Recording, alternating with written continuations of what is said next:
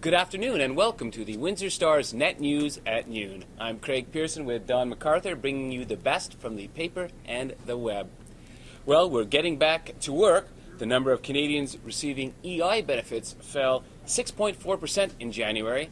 That's the fourth monthly decline, Stats Can reported this morning. Canada's jobless rate fell to a 10-month low of 8.2%. Okay, and U.S. President Barack Obama supports the Drick Bridge, according to the U.S. ambassador who spoke in Windsor last night.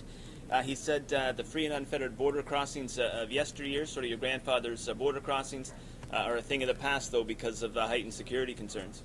Funeral services are set for Father Paul Charbonneau, the founder of Brentwood, who's being remembered as a fighter with a tender side who helped thousands overcome their addiction. Visitation is Thursday and Friday. The funeral is set for noon Friday at Brentwood. And is free speech alive and well in Canada? A controversial U.S. right-wing pundit says no. Ann Coulter was going to speak at the University of Ottawa last night, but her bodyguard sort of backed her out of it at the last minute because there was sort of an unruly crowd. So we got more on that on the web, free speech. And one from the Weird World Department.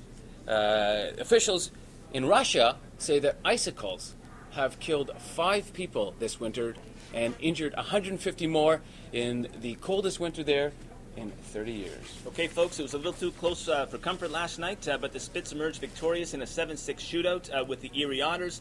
They twice blew multi-goal leads, but they pulled it out of the fire there with a couple minutes to go. So they got a stranglehold now in the best-of-7 series. All right, go Spits. Breaking this morning, Windsor police are warning the public about a new fraud called the breakout loan fraud.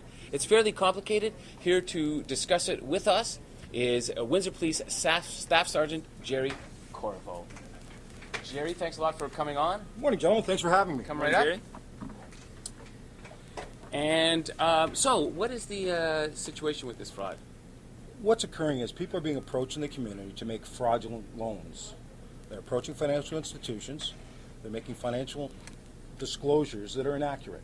They're being provided with fraudulent documents by organized crime. Not traditional organized crime, but organized crime nevertheless. They're going into financial institutions. They're presenting the forged documents.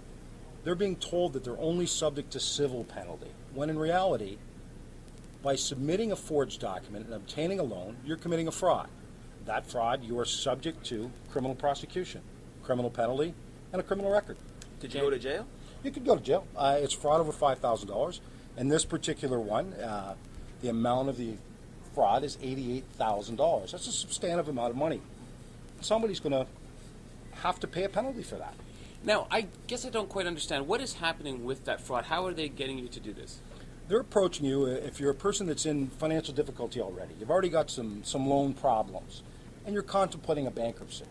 They're approaching you. They're artificially inflating your credit scores. You're making you look like you have more money than you are by whether it's falsifying employment information, falsifying documents on property that you may own.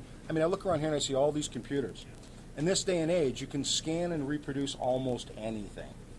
They're submitting those. In most cases, they're obtaining high-end luxury cars, Nissans, Range Rovers, Jeep Cherokees, Pathfinders, that type of vehicle. They'll obtain the vehicle on the credit. Then those vehicles are shipped out of the country and resold in both the Middle Eastern market and the Asian market. The bank turns around and says, hey, you've defaulted on your loan.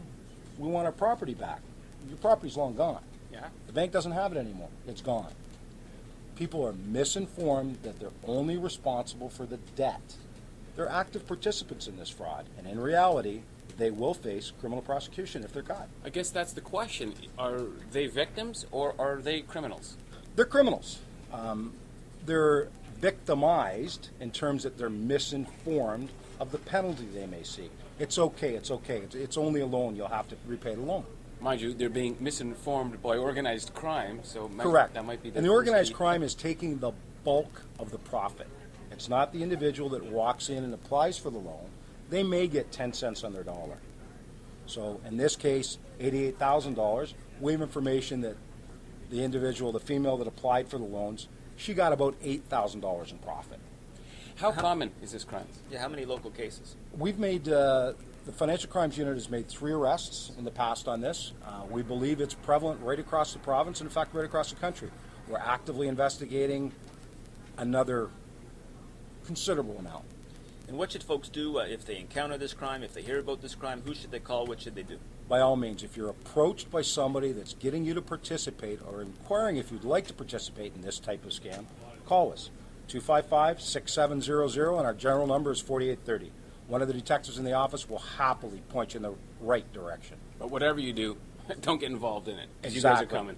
We're coming. Eventually, you will get caught. It takes time for the paperwork to catch up.